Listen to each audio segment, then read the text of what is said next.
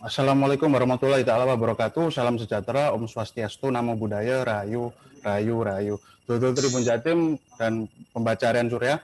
Saya Lur Pambudi alias Pampam, reporter Tribun Jatim Surya, kembali menyapa dulur-dulur sekalian dalam wawancara eksklusif bersama tokoh inspiratif pekan ini. Nah, kali ini kita akan ngobrol tipis-tipis nan santai mengenai maraknya kasus kejahatan curas-curas yang pelakunya adalah anak-anak. Ini beberapa waktu yang lalu Polsek Rungkut tepatnya, yaitu dari kawasan Polrestabes Surabaya, berhasil membekuk 4 anggota komplotan begal anak. Ada yang putus sekolah ketika dilidik dan ada juga yang masih sekolah. Jadi saat mereka aksi, ternyata mereka juga mempersenjatai diri dan tak segan untuk melukai korban. Jadi ada semacam rekam jejak ketika dilidik mereka sempat melukai korbannya. Nah, 4 pelaku ini mungkin sekelumit kasus kejahatan yang berhasil diungkap aparat. Padahal hampir setiap menit kejahatan semacam itu sangat sering terjadi dengan beragam modus. Nah, tentu ini menarik perhatian pasalnya bagaimana seorang anak atau seorang yang berusia masih anak-anak remaja kemudian begitu berani melakukan aksi nekat berupa kekerasan di jalanan. Nah, untuk menggali penjelasan ini, saat ini kita sudah tersambung dengan Profesor Hotman Siaan, Guru Besar Sosiologi UNER. Assalamualaikum, bagaimana kabarnya, Prof? Kabar baik, Saudara Luhur. Salam sehat. Salam sehat, Alhamdulillah. Alhamdulillah ini bisa bersilaturahim dengan Prof. Hotman untuk meminta tinjauan khusus mengenai ini perilaku anak-anak dulur-dulur yang masih berusia muda ini kok bisa begitu nekat itu, Prof, untuk bersenjatai diri, kemudian mulai merancang aksi dan melukai seseorang untuk mendapatkan suatu keuntungan. Nah, ini kalau kita lihat mereka ini begitu berani dan tentu di sini ketika mereka sudah berurusan dengan polisi, statusnya mungkin istilahnya ABH ini, Prof, yaitu anak berkonflik dengan hukum, dan artinya mereka meskipun berstatus hukum sebagai tersangka ketika dilidik atau ditangkap aparat, namun tetaplah sebagai korban dari situasi yang membentuk kondisi sosiologi dia sehingga berani nekat untuk melakukan aksi itu. Nah, ini mungkin pertama, Prof, ini faktor yang melatar belakangi mereka ini usia anak-anak masih muda punya cara berpikir sebegitu reaksioner, bahkan begitu detail untuk merancang suatu aksi, mempersenjatai diri, kemudian melancarkan aksi, melukai korban, dan untuk mendapat keuntungan. Nah, ini tinjauan dari Prof. Hotman, bagaimana nih, Prof? Lihat kondisi semacam Iya, kalau kita pahami dari apa yang Anda jelaskan itu, harusnya ada informasi yang lebih detail ya, sesudah mereka melakukan itu kan diwawancarai. Tetapi kan itu gambaran yang lebih detail lah sebenarnya. Tapi kalau melihat secara umum, semua perilaku kriminal secara konseptual itu pada dasarnya kan disebut sebagai deviant behavior, perilaku menyimpang. Nah, mengapa orang cenderung menjadi deviant, menyimpang perilakunya? Ada banyak teori yang bisa menjelaskan itu, tapi kita bukan berbicara teoretik, tapi di sini barangkali ini adalah gejala akibat dari katakanlah broken home, barangkali. Saya belum tahu persis karena mereka belum ditanyai tentang itu, kondisi keluarganya. Jadi secara umum saja perilaku menyimpang itu adalah kalau dilakukan oleh anak-anak yang masih ada dalam keluarga, itu adalah mungkin disebabkan karena broken home. Broken home bisa terjadi banyak faktor. Barangkali di dalam keluarga itu mengalami disintegrasi sehingga seorang anak tidak tersosialisasi dalam kultur tentang perilaku yang lurus, perilaku yang benar, tata krama, sopan santun, sehingga dia cenderung keluar dari lingkaran itu, maka dia pergi dari keluar rumahnya yang dianggap tidak at home, dia ada di situ misalnya. Yang kedua, mungkin kemudian dia bertemu dengan peer group, teman-teman rujukannya, kelompok-kelompoknya, mungkin teman sebaya, teman bermain, barangkali juga muncul tersosialisasi di situ dari hasil pergaulan itu, yang mungkin juga tidak berada dalam koridor tertib sosial atau tata krama sopan santun. Jadi banyak faktor. Kalau dia berkumpul-kumpul di jalanan dengan teman-teman sebaya, itu bisa saja terjadi perilaku-perilaku. Kita tidak tahu siapa yang menginisiasi pertama, Tapi mungkin kemudian mereka merancang sesuatu, kalau tadi disebut sekelompok anak-anak sudah merancang, dan soal gradasi kriminalitasnya. Kalau ini dikategorikan sebagai perilaku kriminal, menggunakan senjata tajam, menggunakan ini, bahkan melakukan banyak tindakan-tindakan yang tidak terbayangkan itu dilakukan oleh kelompok-kelompok anak-anak. Saya kira itu penjelasan umum pertama yang bisa dipahami. Prof, itu tadi menarik bahasanya, oh ternyata pembentukan perilaku itu bisa saja berangkat dari kondisi sosiologi yang paling terdekat atau paling terkecil bagi si anak, yaitu keluarga. Sebenarnya kondisi keluarga semacam apa toh Prof yang akhirnya bisa memicu menjadi faktor pencetus, kemudian menjadi faktor penyebab pula dari pembentukan perilaku yang sifatnya reaksioner, mudah marah, kemudian akhirnya dia mencari suatu situasi atau suasana yang sama dengan dia, dan kemudian melakukan aksi kriminalitas hingga terjerumus ke sana. Iya, kalau konsepnya adalah broken home, ini kan keluarga pecah, retak. Broken home itu kan terjadi macam-macam. Barangkali ada unsur perceraian di sana. Mungkin orang tua bercerai, atau orang tua sering bertengkar, berkonflik. Barangkali hubungan anak dengan orang tua tidak akrab.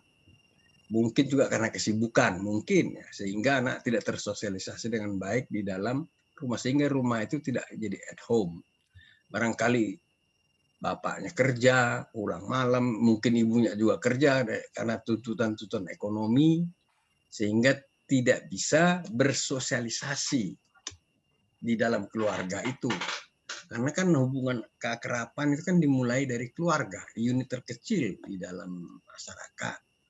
Di situ seorang anak dibentuk kepribadiannya dengan melalui proses sosialisasi dalam keluarga. Di dalam sosialisasi itulah nilai-nilai kekeluargaan ditanamkan. Nilai-nilai keluargaan pastilah berada dalam satu koridor yang disebut dengan koridor kebudayaan, koridor ketatakramaan, peradaban yang baik, tata cara. Jadi kalau orang tua di dalam rumah bisa bersosialisasi dengan baik anaknya, sering bicara, keluhannya mungkin sering didengar, dan anak juga mungkin bisa mengetahui ada problem-problem dalam keluarganya. Tapi kalau sosialisasi dalam keluarga itu gagal, tidak ada atau minim misalnya, maka dia akan mencari sosialisasi lain di luar keluarga. Pasti dimulai dari kelompok bermainnya. Kelompok bermain bisa macam-macam, mungkin variasinya banyak di sana. Bermain itu dengan kesamaan hobi atau kesamaan kedekatan hubungan. Jadi banyak sekali keluarga-keluarga yang anaknya itu tersosialisasi di luar rumah, di luar keluarga. Nah, dia itu bisa saja kepada peer group, ya, kelompok rujukan yang dia jadikan rujukan apa untuk perilaku, itu kelompok bermain, kelompok dolan gitu loh di dalam masyarakat itu. Nah, di situ muncul saja, karena misalnya juga kalau misalnya dia di rumah juga tidak punya uang jajan, nah, dia mencari uang jajan. Kan ini muncul dorongan-dorongan untuk melakukan tindakan-tindakan tertentu yang nanti pada akhirnya terkategori sebagai deviant behavior, perilaku menyimpang.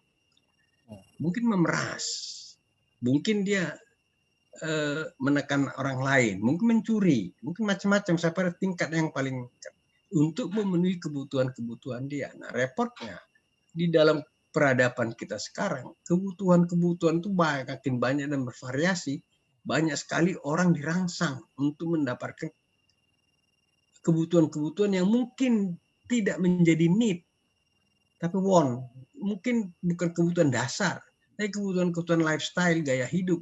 Misalnya dia punya video, punya HP, dia lihat di media sosial, di YouTube, di macam-macam, ada orang punya kehidupan baik, kan macam-macam yang bisa dilihat.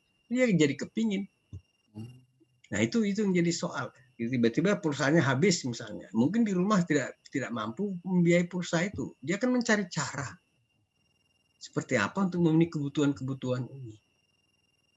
Jadi di situ kehidupan sosial kita sekarang ini ditandai oleh spirit konsumerisme yang sangat tinggi.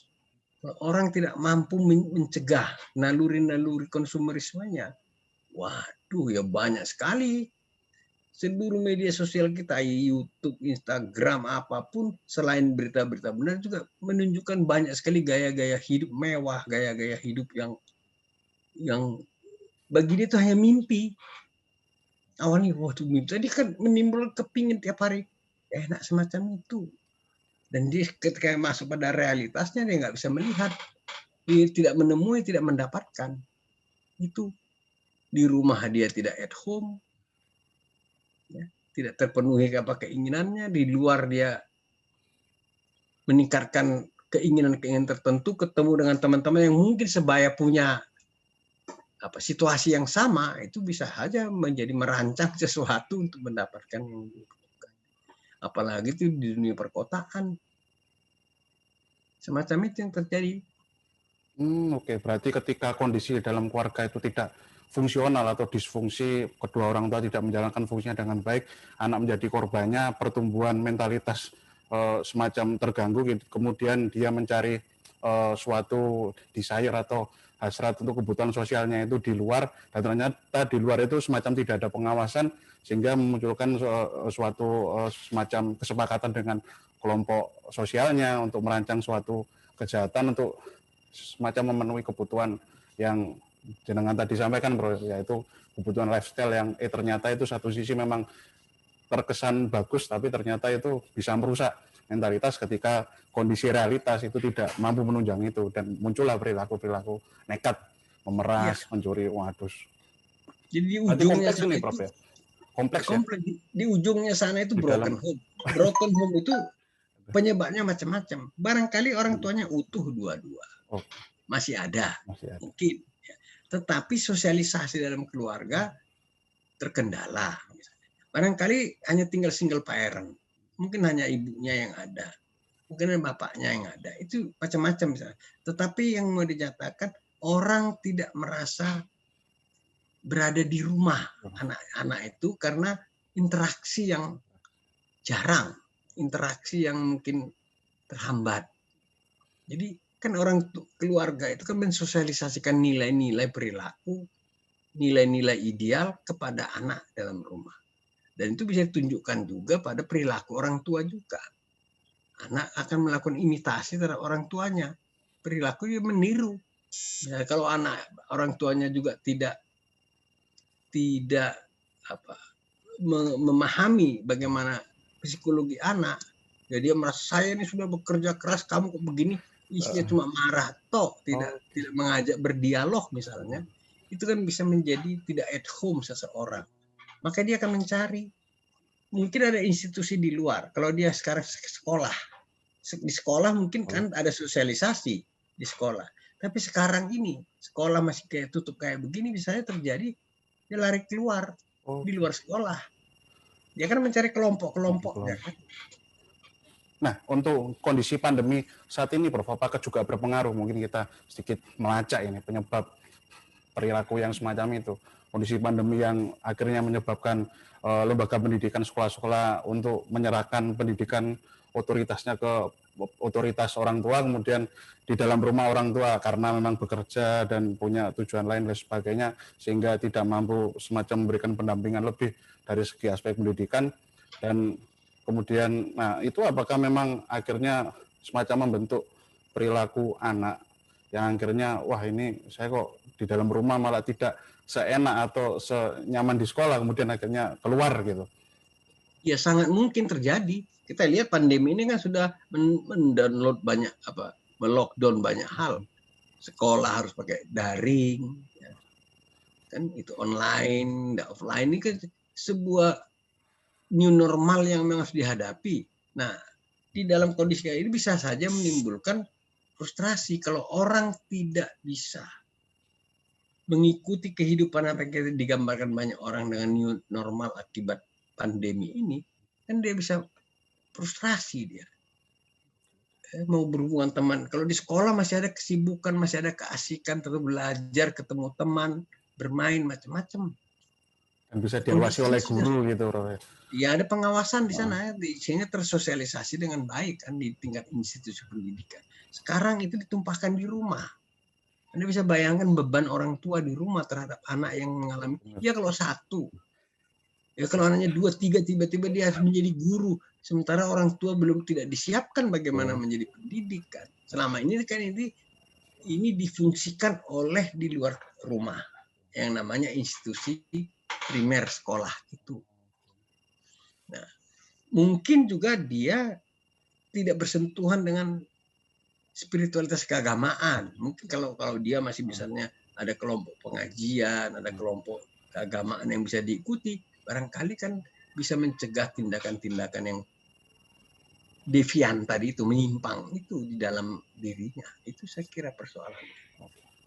Nah, Prof, ketika kembali lagi ke konteks kasuistik tadi, anak merancang suatu kejahatan, kemudian melancarkan aksinya, dapat keuntungan, dan ternyata dalam perjalanannya ditangkap atau dihentikan oleh aparat kepolisian, dan mereka akhirnya berstatus sebagai ABH, anak berkonflik dengan hukum. Ini apakah semacam ada metode penanganan khusus dari aparat untuk tetap, karena mereka ini masih usia bawah umur dan ada mentalitas yang harus dijaga, di samping ada semacam suatu bentuk penegakan hukum yang ditegakkan oleh pihak aparat.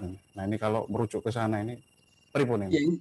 Yang dilakukan oleh aparat kepolisian kan penegakan hukumnya. Tapi kan ini kok karena ini anak di bawah umur misalnya belum bisa layak untuk bisa menjalankan legal secara hukum bisa ditindak. Nah harusnya memang aparaturnya kan punya pembinaan. Tapi kan nggak mungkin semua kita bebankan kepada aparatur kepolisian untuk pembinaan ini.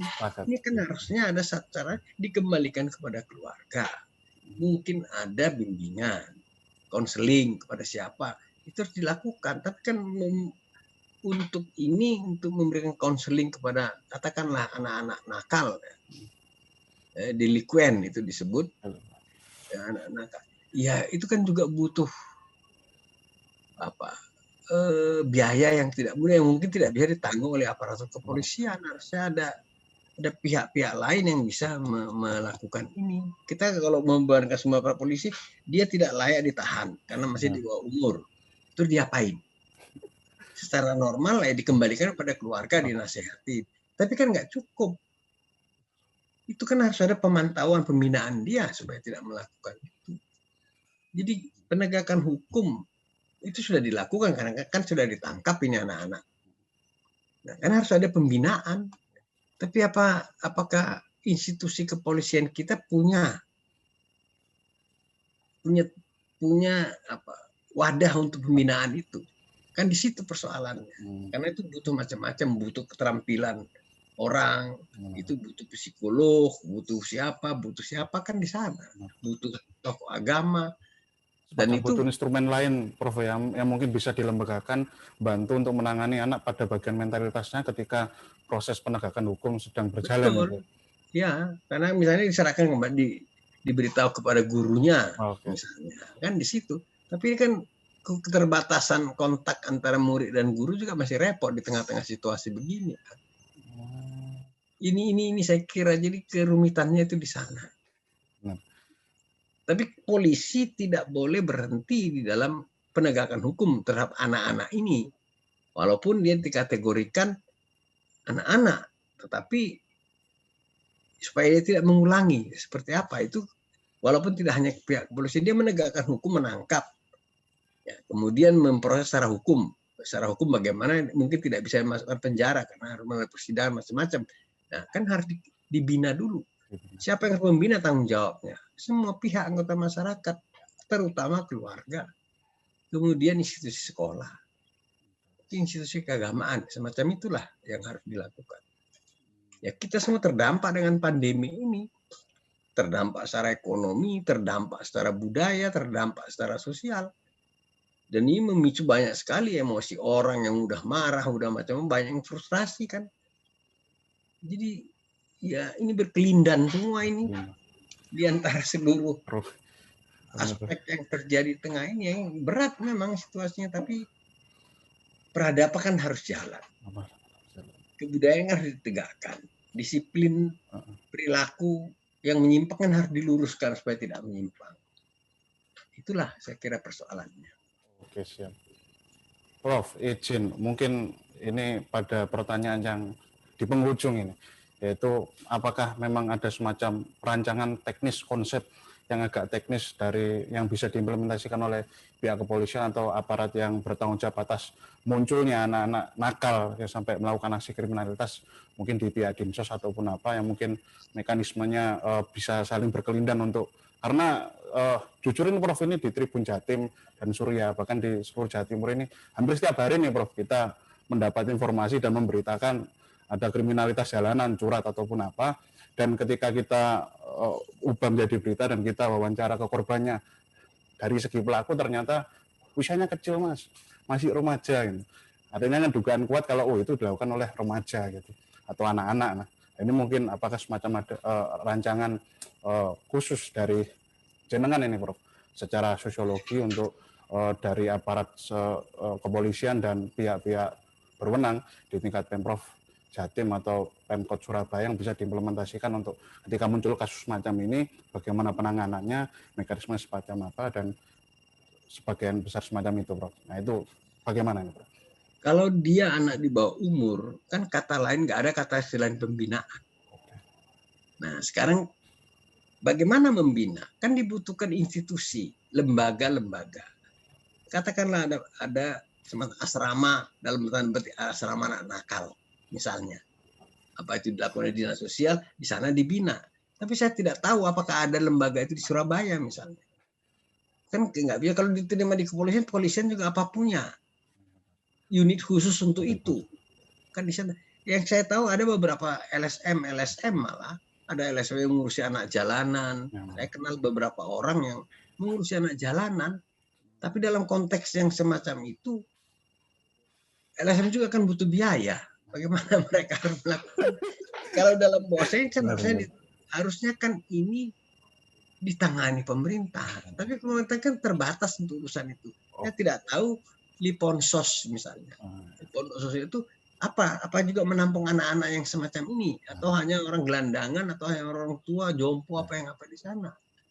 Ada rumah jompo di Surabaya beberapa banyak, tapi kan belum ada rumah anak nakal gitu ya. Untuk membenahi perilaku mereka gitu. Benar-benar. Tapi beberapa LSM saya tahu ada yang membina mereka untuk berperilaku benar, jalan benar. Ya di sana persoalan kita. Oke.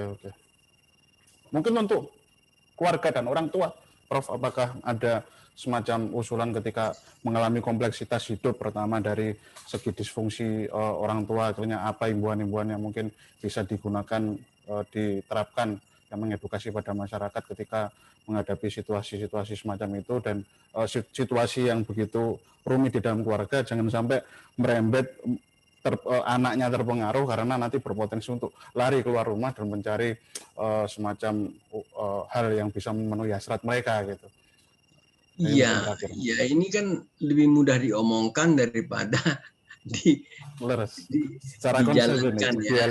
Kita hanya bisa menyatakan keluarga adalah unit terkecil di dalam masyarakat di mana fungsi sosialisasi untuk pendidikan anak dalam konteks peradaban, dalam konteks nilai-nilai budaya ditanamkan. Maka keluarga-keluarga ini harus punya kemampuan sosialisasi. Dan sosialisasi itu bisa berjalan baik kalau di dalam keluarga itu ada integrasi. Keeratan satu sama lain. Keeratan ini bukan persoalan bahwa dia miskin kaya. Banyak juga orang kaya, keluarga-keluarga kaya yang tidak mengalami disintegrasi, yang tidak terintegrasi malah mengalami disintegrasi. Bukan persoalan ini, persoalan moralitas. Jadi tanggung jawab orang tua harus ditanamkan kesadaran mereka bahwa tugas orang tua adalah membina kehidupan anaknya. Tetapi tidak boleh melakukan pemaksaan-pemaksaan. Tetapi menuntun sosialisasi yang benar lah.